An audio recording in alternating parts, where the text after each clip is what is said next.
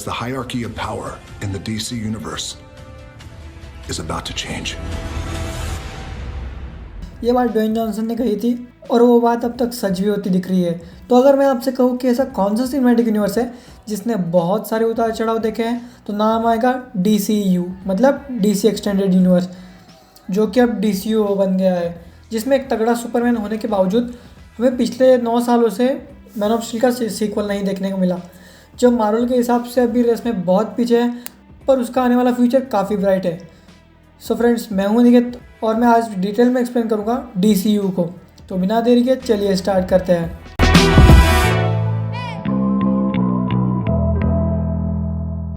तो DCU की शुरुआत हुई थी 2013 में मैन ऑफ स्टील के साथ, और हाँ, डार्क नाइट ट्रिलॉजी एंड 2012 में ग्रीन लैंटर्न इस यूनिवर्स का पार्ट नहीं है। तो DCU में अब तक 12 मूवीज़ आ चुकी है, जिसमें कौन सी कैनन है ये तो आने वाला वक्त ही बताएगा, जिसमें शामिल है Man of Steel, Batman versus Superman, Justice League, Wonder Woman, the Suicide Squad, Aquaman, Shazam, Birds of Prey जो क्यों आई पता नहीं, वंडर वुमन 84 जो भी क्यों आई पता नहीं, फिर आई Zack Snyder Justice League, Suicide Squad, फिर आया एक टीवी शो पीस मेकर, और हाल फिलहाल में आई हुई ब्लैक एडम।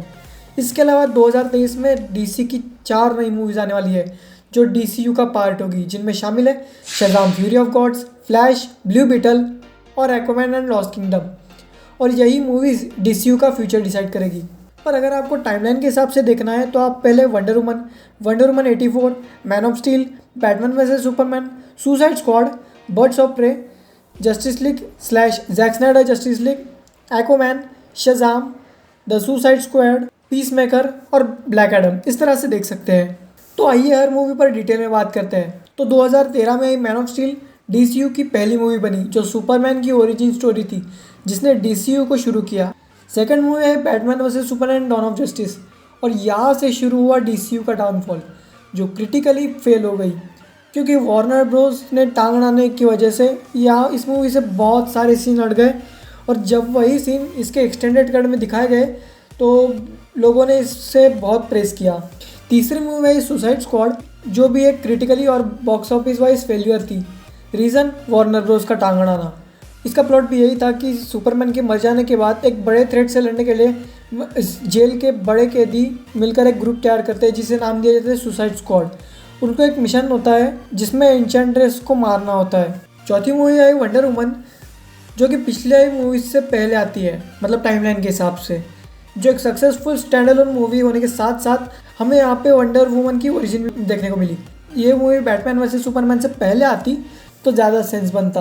पांचवी मूवी है जस्टिस लीग, या कहे जस्टिस लीग, जो सबको पता है कि एक फेलियर थी, क्योंकि इसमें फ्लैश, एक्वामैन एंड साइबॉर्ग को पहली बार दिखाया गया बिना किसी बैक स्टोरी के, जिसका प्लॉट यही होता है कि स्टेपनवुल्फ नाम का एक विलन धरती पर आता है मदर बॉक्स लेने के लिए, और जस्टिस लीग को मिलकर उसे रोकना होता है, एंड उनके पास सुपरमैन नहीं होता, तो वो कैसे रोकेंगे ये हमें मूवी में दिखाया गया है। और यही वो मूवी थी जिसने DCU पे पूरा रायता फैला दिया। एंड 2018 को वॉल्टर माड़ा आने के बाद यही डिसीजन लिया गया कि DC अब सोलो मूवीज़ पर ज़्यादा फोकस करेगी बजाय कि क्रॉसओवर मूवीज़ पे। एंड यहाँ तक आते आते हेनरी कैविल और बैन एफ्लिक ने भी अपने सुपरमैन और बैटमैन के रोल को छोड़ दिया था। फिर 6th मूवी आई एक्वामैन, जिसमें सारा फोकस एक्वामैन के कैरेक्टर पर था कि कैसे उसने मीरा की मदद से ब्लैक मैंटा को हराया। 7th मूवी आई 2019 में शज़ाम, जो शज़ाम की ओरिजिनल स्टोरी थी, जहाँ की बिली बैट्सन शज़ाम कैसे बना यह हमें दिखाया गया। फिर 2020 में DC की 2 सेंसलेस मूवी आई, जिसमें 8 नंबर पे आती है वंडर वुमन 84 और 9 नंबर पे आती है हार्लेक्विन बर्ड्स ऑफ प्रे, जहाँ पे वंडर वुमन 84 1980s के सोवियत यूनियन के कोल्ड वॉर में सेट थी, जिसकी आई थिंक कोई ज़रूरत नहीं थी। और उसी साल आई Harley Quinn Birds of Prey, DC की एक और यूजलेस फिल्म, जिसके इवेंट सुसाइड स्क्वाड के बाद के थे। बेशक मार्को रॉबी की परफॉर्मेंस जानदार थी, पर सुसाइड स्क्वाड के फेलियर का असर इसको झेलना पड़ा। अगर आप लोगों ने ये दोनों फिल्में स्किप भी कर दी तो मुझे नहीं लगता कि कोई दिक्कत होगी। और यहाँ तक आते आते मार्वल DC से कई आगे निकल चुका था, पर DC अभी तक वही का वही फंसा हुआ था। पर 2021 DC के लिए एक गेम चेंजिंग साल रहा, जहाँ से DC का रिवाइवल शुरू हुआ। तो 2021 में DC की 10th फिल्म आई, या कहे जैक स्नाइडर्स की जस्टिस लीग आई। क्योंकि ये DCU में कैनन नहीं है तो हम इसे DC का हिस्सा नहीं मान सकते। ये एक ऐसे अल्टरनेट टाइमलाइन होती है, लोग में तो सुना ही होगा। ये बस 4 घंटे की फैन सर्विस थी, या कहे जस्टिस लीग का डायरेक्टर कट, जहाँ हमें जस्टिस लीग में कुछ चीज़ें मीनिंगलेस लग रही थी, यहाँ उन चीज़ों का पूरा सेंस बन रहा था। 11वीं movie I the Suicide squad, जिसने डीसी को एक बड़ा रिवाइवल दिया। ये सुसाइड स्क्वाड का एक सॉफ्ट रिबूट था, पर इसमें पुराने कैरेक्टर्स भी रिटर्न कर रहे थे, जिसका मेन विलन स्टारो था। एंड सुसाइड स्क्वाड का यही मिशन था कि वो स्टारो को मारे।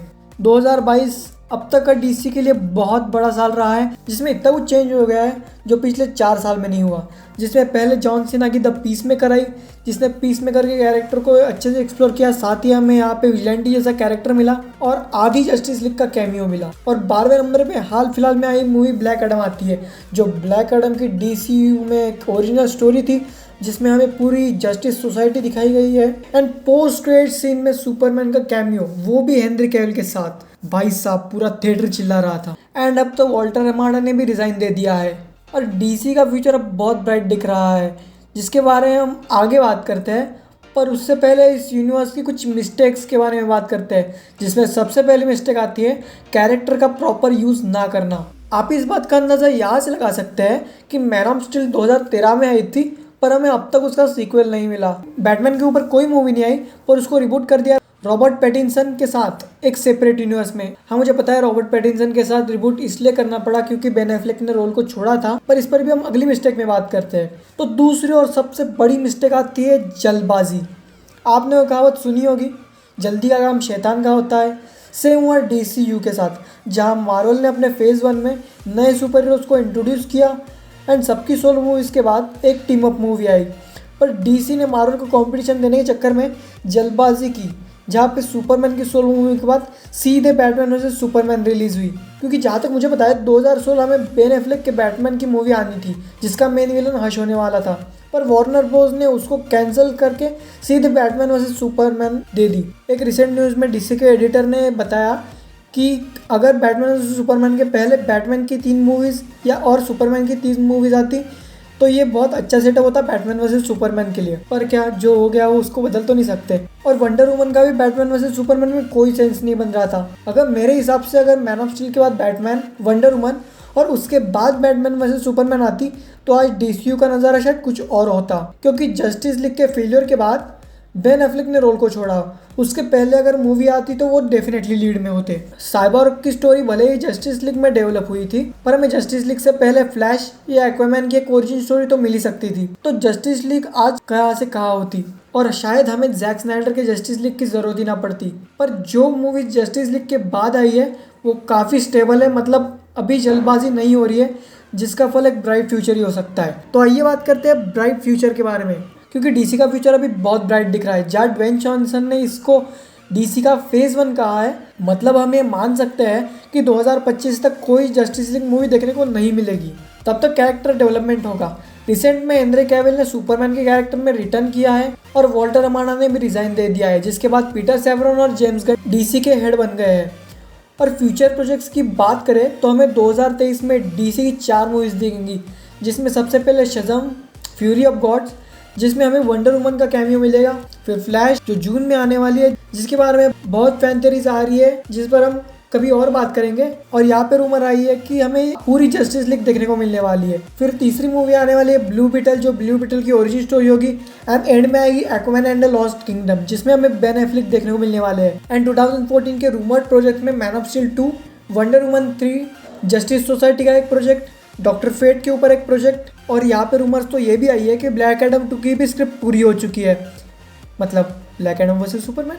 तो बस कहने की बात यह है कि फैंस को करना है बस वेट। तो दोस्तों ये थी वीडियो डीसीयू के बारे में।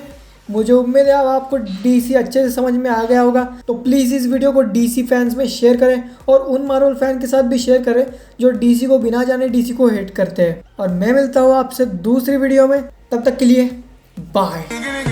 रंग तेरा चानन वर्गा दिल काली रात कुड़े छोटी ते काला दिल जो पाਉਂਦਾ ਸੀ ਬਾਤ कुड़े।